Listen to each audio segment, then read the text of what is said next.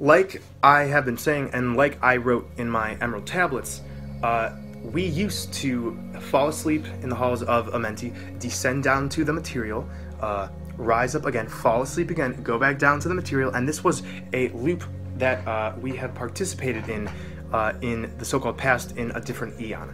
However, the illusion we created this time was so superbly dualistic, so terrifying to the gut, that the gift we are about to receive is more than any we have ever been given. And this is coming straight from the goddess. I'm in direct communion with Aurora herself. It is wonderful to think that everything we thought that was scary and impure is really just the final test before we receive eternal bliss. One of the first things that we are going to return to when all of our hearts are finally connected with the goddess is supreme expression of sexuality. And we will undergo what I laughingly call the cosmic orgy. So, in this dualistic construct, our sexual energies were actually not there as much as we thought. They were inverted. So this means, especially for men, our sexual energy during union and during personal times of masturbation and whatnot, it would go outwards. This energy would extend outwards, almost in a parasitic way. However, the Mother Goddess is the Kundalini, and she is rising. And I am a testament to the change in sexual energy. A little anecdote, I realized that my sexual fires are now going inside of me. Each time any fire inside of me is ignited, I actually have a mini tantric experience. And this, again, is because the Mother Goddess's astral web is purifying and takes us back to the trueness of how we should be. Sexual energy is not wrong. Sexual energy is not impure. Sexual energy, in fact, is one of the most harmonizing forces in the universe. And this is because during union, we are able to achieve states of consciousness that we cannot realize just by ourselves. This is coming together. It is a sexual communion.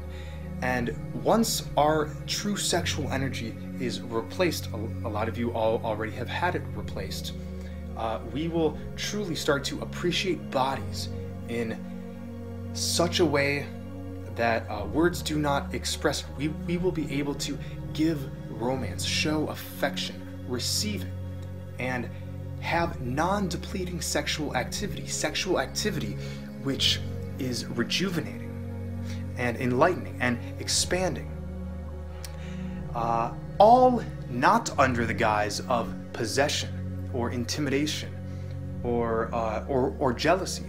Again, we're all gods and goddesses, and the reason I know the Mother Goddess wants us to commune in sexual activities as soon as we get to the heart, because this is rejoicing in the fact that we have left our dualistic state. We can now come together, use this sexual energy that was gone for so long, and unite gods and goddesses, even gods and goddesses and goddesses.